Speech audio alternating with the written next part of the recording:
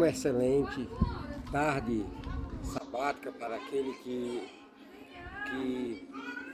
Deus tocar, que Deus influenciar, que Deus conduzir a querer assistir aqui a mais um assunto, mais um tema da palavra profética. É muito animador, é muito entusiasmante podermos meditar, e que também é chamado de alimentar-se, é também chamado de cear com Cristo, né?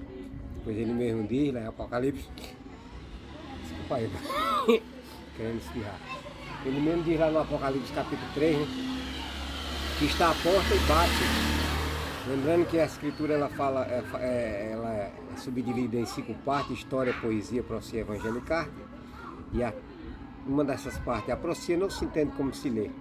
Foi escrito numa linguagem figurativa. Então, no caso aqui, porta, não é uma porta de madeira que tem maçaneta por dentro, por fora, mas é uma porta do coração. Cristo, a porta que ele bate, é a porta da casa da nossa alma, que ele mesmo, ele, o Pai Eterno, criou. Ele mesmo, o Pai Eterno, porque nada do, como diz a Sagrada Escritura, sem ele, nada do que foi feito se fez. Foi por meio de Cristo que o Pai Eterno fez o universo. E muito animador e muito feliz é nós bendizer, como diz o salmista, bendiz a minha alma ao Senhor.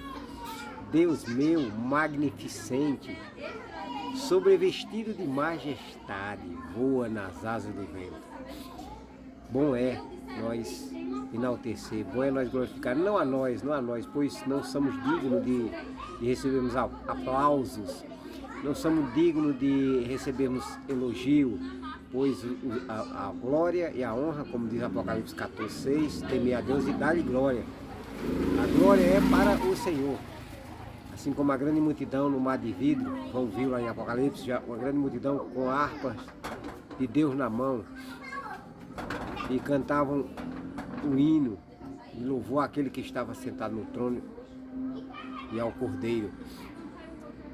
Então, meu irmão, mas que esse louvor, o Eterno, pelo poder do seu Espírito, pode nos influenciar a que aconteça aqui. Porque por todas as partes a gente vê homens e mulheres buscando matar a sua sede nas fontes desse mundo. Beberá apenas para tornar a ter sede. Somente um pode matar a sua sede. É o nosso Pai Eterno e o nosso irmão eterno, Cristo. E para colocar mais outra vez mais um louvor ao nosso Pai Eterno, que são os vídeos que a gente posta aqui no YouTube, principalmente bebendo do vinho gostoso, um vinho, é claro, não um vinho de Babilônia, mas um vinho gostoso do entendimento profético, como obra da manifestação de Cristo, porque ele falou lá em João 14:21, que aquele que tem os meus mandamentos e os guarda, esse é o que me ama, e aquele que me ama será amado pelo meu Pai, e eu também o amarei e me manifestarei a ele. Então, como é a manifestação de Cristo em nós? É Cristo fazer nós ver. Ele mesmo diz: aconselho que de mim compre ouro provado no fogo, que representa fé, que simboliza fé, e vestiduras brancas, que representam seu caráter, o caráter de Cristo. Quando João viu a multidão vestido de linho finíssimo, e diz lá que o linho finíssimo são os atos de justiça de santos, vestido de veste branca, e as vestes brancas são os atos de justiça. Então, quando Cristo diz: aconselho que de mim compre ouro provado no fogo, é a fé, que ele é o autor e consumador da nossa fé, Cristo. E quando fala de vestimentas, é o seu caráter. E falando de vestimenta, Apocalipse 22:14 diz assim: bem-aventurado aquele que guarda os mandamentos de Deus, para que tenham direito à árvore da vida e entre na cidade pelas portas. Aquele que vencer, isto é, permitir a manifestação de Cristo, principalmente agora nesses últimos dias que estamos vivendo, os últimos dias da história desse mundo. Estamos no final do tempo do fim. Assim como Noé sabia o tempo, o ano do dilúvio, quando cumpriu-se os 120 anos que o Eterno falou, e que nesses 120 anos ele iria o Eterno mandar o dilúvio, embora Noé não sabia nem o dia nem a hora, porque quando Deus fechou a porta da arca após Noé e sua família, ele ainda esperou, porque 7 quer dizer plenitude, perfeição, representa também quando Elias orou 7 vezes, Elias estava fiado na perfeita intercessão de Cristo. Então ali 7 dias representando a perfeita justiça de Deus, porque aqueles homens levantaram a sua mão em rebelião contra o Criador. E estas verdades, irmão, está dentro do contexto do que Cristo disse, que assim como foi no dia anterior do dilúvio, será nos dias da sua volta. E nós estamos vivendo também um período em que nós sabemos que falta poucos dias para nós ver o nosso irmão eterno. E ao passo que permitimos o nosso irmão eterno trabalhar em nós, ao passo que nos humilhamos diante do nosso Pai eterno, nosso irmão eterno, isso nos alegra porque faz nós saber que Ele faz nós amar a sua vinda, porque nenhum bem nós por nós mesmos podemos fazer, né? Ele mesmo diz lá em João capítulo 15, sem mim nada podeis fazer. Então, porque Deus existia luz para a época do dilúvio, luz que todos que quisessem se render ao Pai eterno, todos que quisessem receber Cristo e o Pai eterno, tiveram a oportunidade, porque Deus usou meu xará, usou Metusalém, usou meu xará, Enoque, que era o pai de Metusalém. E ele, inclusive, eles ganharam pessoas para o lado da verdade. Alguns morreram na fé quanto a que Deus ia executar juízo para deter a onda terrível da violência. Estamos vivenciando momentos, inclusive na cidade em que eu vivo, que pelo tamanho da cidade de Impubi, pelo tamanho da cidade, o índice de violência, o índice de pessoas tirando a sua própria vida, o índice de acidente é alarmante, é assustador. E então o que é isso? Se não a ação do mal, sabendo que vai logo o agente do mal, a besta do abismo, que é o próprio Satanás, vai ser preso. Vai ser preso e por 1000 anos, como diz Apocalipse 20. Então tendo em vista que ele sabe que pouco tempo de resto, embora ele não se reconheça como o diabo, o inimigo, ele se arroga, ele se exalta, ele se deixa se dirigir pelo sentimento de como sendo o legítimo herdeiro aqui do trono desse mundo, sendo que Cristo comprou esse direito, morrendo na cruz por cada um de nós, de ser porque Ele mesmo também, a terra é dele porque Ele criou, agora a terra também agora é dele também pelo fato dele ter redimido o homem e dará a salvação a todos que amam a sua vinda, como diz Paulo, né? Paulo falou: combati o bom combate, completei a carreira e guardei a fé. Desde já a coroa da justiça me está guardada, que o Senhor, reto juiz, me dará naquele dia, e não somente a mim, mas os que amam a sua vinda. Maravilha, meu irmão. Então é estas verdades, amar esta luz, é não andar em treva, porque Cristo disse que aquele que crê nele e aceita suas palavras não anda em treva, mas passou da morte para a vida. Bendiz, por isso que repito, bendiz a minha alma ao Senhor com estas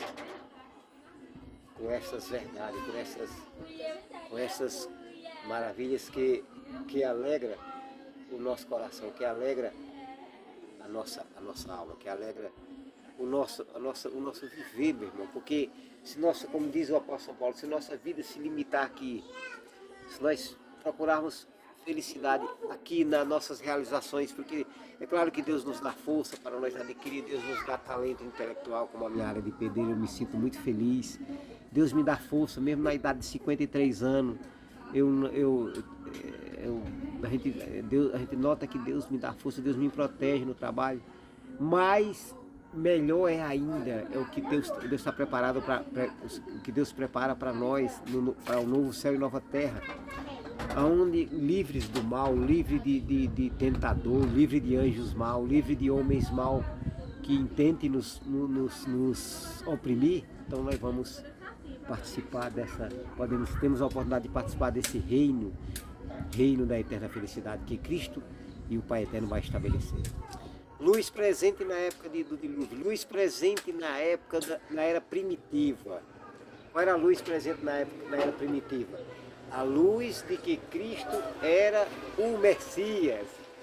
Meu irmão, é claro que os discípulos foram muito tentados até mesmo o maior dos nascidos de mulher, que Cristo falou que era João Batista,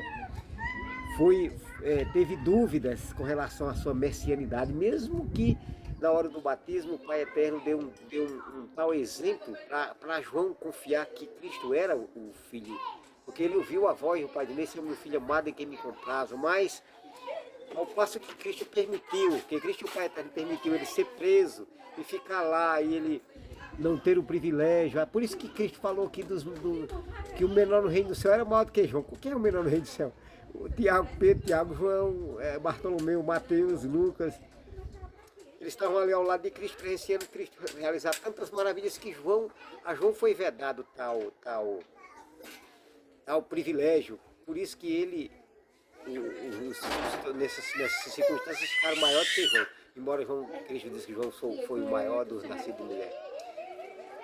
Mas ele duvidou e mandou os discípulos perguntar para Cristo se ele era o Messias ou se nós esperaríamos um outro. Aí Cristo não respondeu a pergunta dos discípulos de João logo que os discípulos de João chegaram. Porque quando nós vemos na Sagrada Escritura, parece que Cristo ali respondeu mesmo na hora que eles perguntaram. Mas o contexto da verdade, irmão, vai muito mais além do que nós imaginamos. Foi que Cristo permitiu que os discípulos de João ficassem ali aquele dia todinho com Cristo. E foi um dia maravilhoso em que Cristo realizou grandes milagres. Cristo ressuscitou mortos. O filho da viúva de Naim. Cristo curou leprosos, né? Cristo fez mudo e surdo ouvir falar. Aí então Cristo pregou, e o mais especial, Cristo fez ele saber que ele era o Messias para a mulher samaritana, né?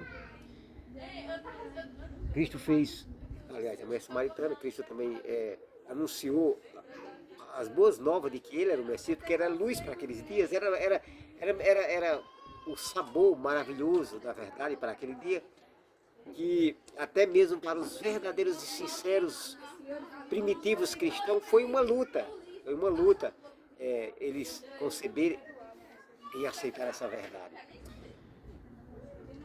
E que para que a fé deles não desfalecesse, Cristo se transfigurou no Monte da Transfiguração, tomando sua divindade, para que na hora da prova, que eles iam passar um tremendo desapontamento, porque eles não esperavam, eles não criam que o Messias iria padecer, porque naquela ocasião, contra a verdade, para atacar a verdade que Cristo era o Messias, eles passavam por alto Daniel capítulo 9, 26, que diz que o Messias seria tirado, que o príncipe seria tirado, ou seja, seria morto. Estava a declaração correta, que era necessário que o Messias, como lá em Isaías 53, como ovelha fosse levado para o matadouro, que fosse moído pelas nossas transgressões, que o castigo que nos traz a paz estivesse sobre ele, pelas suas pisaduras, para nós podermos ser curados. Então os discípulos, aí terminando o dia, aí Cristo falou: digam a João, ó, os cegos veem, os surdos ouvem e os mudos falam, os mortos são ressuscitados, os aleijados são curados, e aos pobres, os escravos são libertos, e aos pobres é anunciado o reino de Deus. E diga para João, bem-aventurado aquele que não vê em mim motivo para se escandalizar. Porque, irmão, à medida que mesmo, eu penso assim, mesmo nós nos últimos dias somos os menorzinhos, embora Deus nos exaltará, nos constituindo seus discípulos, o discípulo de Cristo, porém, mesmo diante desse privilégio, nós precisamos entender a luz para nossos dias hoje também. Porque assim como teve a luz na época de João, então aí os discípulos foram e noticiaram a João aquilo que Cristo mandou eles falar.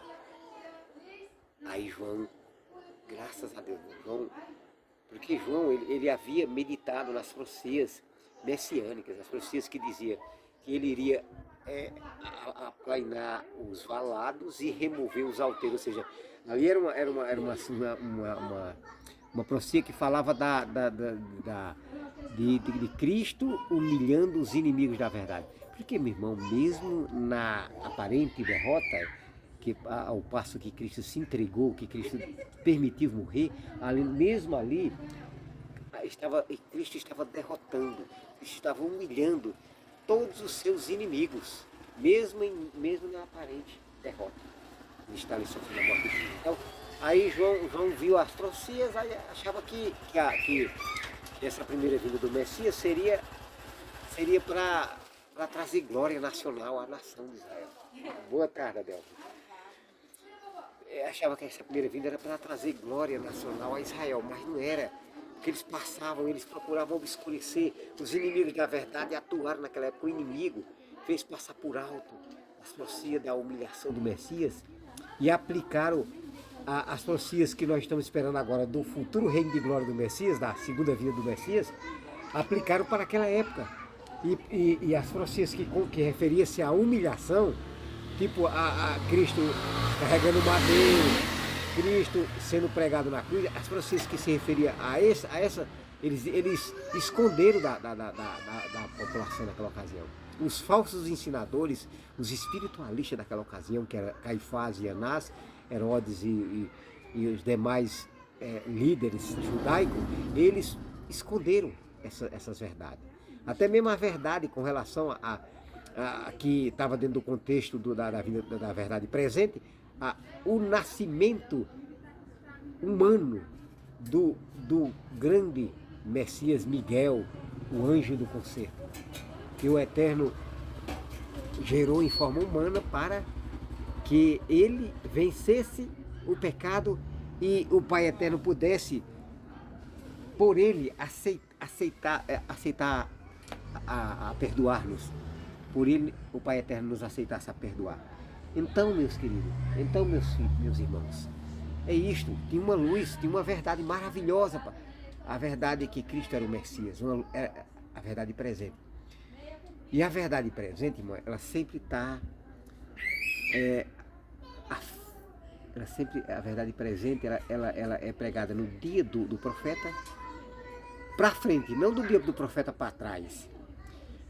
Os falsos ensinadores que procuram enganar suas ovelhinhas, principalmente os cães que não querem ladrar, nós chamamos pastores de cães que não querem ladrar, eles escondem as verdades, eles têm a chave do conhecimento, mas eles escondem das ovelhinhas. E se algum é sincero e está sendo enganado, mas ele vai ser esclarecido para poder se posicionar. Porque acreditamos que existem pastores sinceros que vai se posicionar.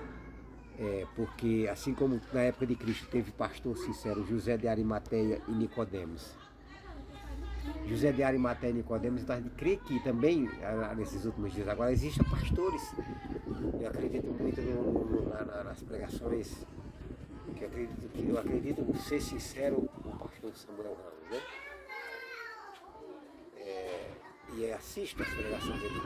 Embora eu fazendo parte do quarto anjo, mas eu assisto as pregações dele. Embora eu acreditando que porque Deus tem uma nova liderança, porque para se cumprir a profecia, que era agora luz para os nossos dias, que embora a igreja pareça cair, mas ela não cairá, no caso foi profetizada com relação à igreja adventista. É claro, a liderança principal entrou em apostasia ômega. Mas Deus levantou a nova liderança, o irmão Elias, João Hernan Coutinho e a irmã Deusilene Souza. Deus levantou a nova liderança e através dessa nova liderança vai ser proclamado a luz para os nossos dias, a verdade presente. Porque assim como houve a verdade presente na época do Messias, conforme nós acabamos de falar, e vai ter verdade presente também para os nossos dias agora também. E qual é a verdade presente para os nossos dias agora? São as mensagens, a mensagem do quarto anjo, que dá força à terceira mensagem angélica de Apocalipse 14, 9 a 12, que denuncia a Babilônia moderna, que é a besta e a imagem da besta, que é a primeira besta, o sistema papal, e a imagem da besta, os protestantes apostatados, unido ao Estado, na falsa liberdade religiosa, Fórum de Liberdade Religiosa, Forli, para usar o poder civil para perseguir o remanescente, ou seja, o restante dos filhos do Pai Eterno que estão levantando a bandeira, o estandarte de Cristo, de dar a mensagem do quarto anjo, que dá força à terceira mensagem angélica, que está relacionada à terceira mensagem angélica, que é uma denúncia à Babilônia, porque a Babilônia do sistema papal, que é Roma, a cidade das sete colinas, a mãe, que é Roma, a cidade das sete colinas, a Igreja Católica Romana, não nossos sinceros irmãos católicos que vão atender o saia dela, povo meu, ela sai dela, na procia, ela quer dizer igreja, e imagem da besta, os protestantes apostatados, não nossos irmãos sinceros que vão atender o saia dela, povo meu, que vão entender o chamado de Cristo, saia dela, povo meu, vão entender o chamado do Pai Eterno e vão sair das igrejas caídas, vão sair da grande Babilônia, do sistema papal, vão sair da imagem da besta, que são as igrejas protestantes apostatadas, vão sair e já está profetizado que eles não deixarão que o seu Senhor os impeça. Os seus senhores quem? Os líderes. Porque os líderes se constituíram senhores porque vão estar delegando mandamentos, inclusive o sinal da besta que o sistema papal requer como observância do primeiro dia da semana, o qual é o sinal da besta, contrário ao selo do Deus vivo, que é o sábado. Porque o selo, como diz Isaías 8,16, o selo da lei está dentro da lei. E contém três características: o nome de Deus, a profissão de Deus, o único que tem a profissão de Criador, e a jurisdição de Deus, céu, terra e mar e fonte das águas. E o único dos 10 mandamentos que contém essas três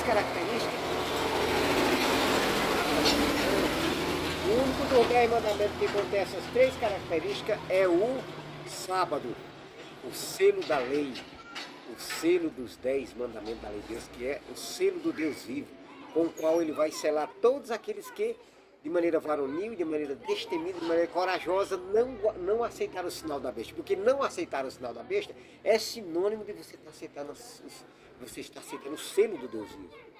Porque não vai ser soltado os ventos que vai causar destruição, ventos de guerra. Não vai ser soltado os ventos, conforme a minha palavra, capítulo 4, enquanto não for assinalado. O capítulo 4 ou capítulo 7, viu? Não decidi, é o capítulo 7. Enquanto não for assinalado nas testas, não é um sinal aparente, irmão, visível, como se o sinal de uma empresa, assim na frente é visível, o símbolo da Mercedes, que é o símbolo, sinal e marca, selo, sinal e marca são sinônimos, né? Selo, sinal. Então o selo da Honda, né? Fica na frente da Honda lá, e o selo da Mercedes, o selo da Ford, o selo da Chevrolet.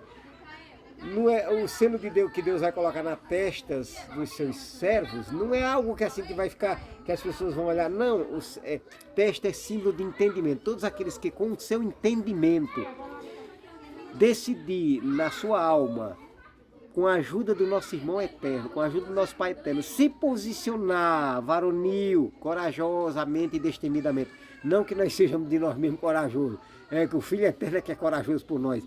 Porque assim como ele que pelejava por Israel nas guerras, então é ele que peleja por nós, porque ninguém vai jogar as suas coroas, irmão, Eu não vou jogar minha coroa nos pés de Paulo, eu não vou jogar minhas coroas nos pés de Pedro ou da Virgem Maria, eu não vou jogar minhas coroas nos pés de Mateus, nem de Jeremias, nem de Isaías, e nem de Moisés, o grande servo do nosso Deus, mas sim nos pés do nosso irmão eterno Cristo, o grande Miguel, que se levantará agora, na grande angústia que o povo do Pai Eterno vai passar, os filhos do Pai Eterno vai se levantar como defensor, para defender todos aqueles que levantaram o seu estandarte, e no centro do estandarte de Cristo está a sua santa lei, suas vestimentas, com a qual ele nos veste.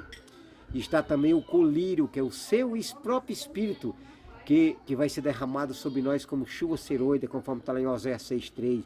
Chuva seroida que rega a terra de água literal? Não, rega a terra da luz da glória de Deus, porque a luz da glória de Deus e da glória do Filho Eterno brilhará em toda a face da terra. Que o Pai Eterno usará os seus servos, mesmo eu sendo um dos menores dos filhos de Deus de todos os tempos, com o nome de um dos maiores abaixo de Cristo, que é Enoque.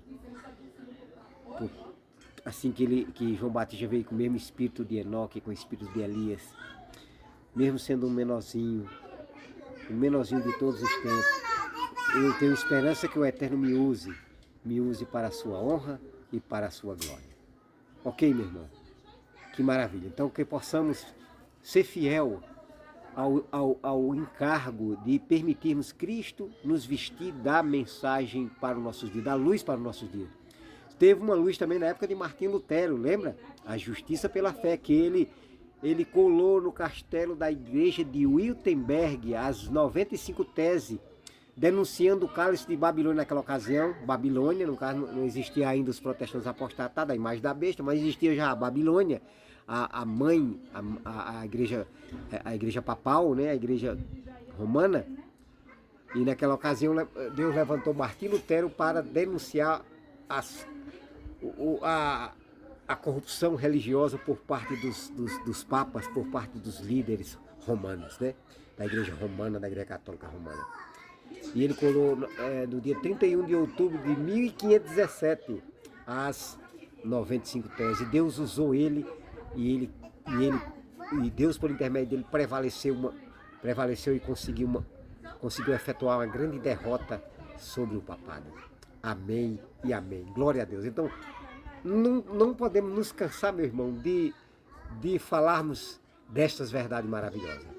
Não podemos nos cansar de falarmos dessa luz, que passa a ser uma luz presente também, porque assim como houve a justificação na época de Martinho Lutero, todas as luzes a luz da época da era primitiva, que estava relacionada também à luz do plano da salvação, como também a luz que da verdade que Cristo era o Messias, elas hoje todas se resume na luz que agora é colocada como frentista, a luz da mensagem do terceiro anjo, que também ressalta e enaltece todas as luzes do passado, a luz da justificação pela fé. Porque se eu não for justificado por Cristo, se Cristo não operar em mim o arrependimento, se o Espírito de Cristo não operar em mim o arrependimento, que Cristo é o Consolador, eu jamais poderei glorificar o meu irmão eterno e meu Pai eterno. Jamais eu poderei dar glória ao nosso Pai eterno, principalmente no seu santo dia, principalmente no seu maravilhoso santo dia que nós estamos agora inseridos no tempo sagrado. Estamos nas horas, por volta nas horas aqui da tarde desse dia 22, né, de fevereiro. E quero aqui também aproveitar esse momento para expressar uma gratidão ao nosso Pai eterno por mais um ano de vida, 26 anos que Ele concede à minha filha primogênita. E agradecer também porque Ele concede também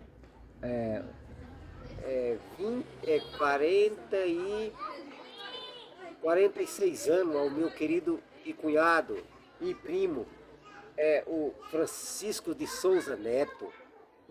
Francisco de Souza Neto, que Deus, louvado seja o nosso Pai eterno e nosso irmão eterno por conceder mais um ano. Que Deus continue abençoando esse meu querido primo Que Deus anime ele, que Deus dê a ele a vitória sobre o pecado, que Deus dê a ele a vitória em Cristo. E a minha filha também dê a vitória. E que nós tenhamos o privilégio de vermos a face do nosso irmão eterno e lançarmos as nossas coroas aos seus pés, no dia da coroação. 1000 anos depois da segunda vinda de Cristo, a coroação de Cristo aqui, onde Cristo será constituído rei sobre toda a terra, rei sobre os reis, sobre os 12 apóstolos, Matias em lugar de Judas, né? Os 12 apóstolos vão ser reis aqui, porque quando diz que Cristo é o rei dos reis, está dizendo que ele é o rei sobre os apóstolos na nova terra aqui. Quando ele for coroado, quando o anjo Gabriel colocar as 7 coroas na cabeça de Cristo, símbolo de que foi ele que deu, ele que deu pelo poder que o Pai Eterno lhe concedeu a salvação à igreja no período dos 7 mil anos, né? Bendito e enaltecido seja o Cordeiro e seja o nosso Pai Eterno para todo sempre. Aqui mais uma live para a honra e glória do Santo, mais uma live para a honra e glória do Santo nome do nosso Pai Eterno e do nosso irmão eterno. Amém e amém.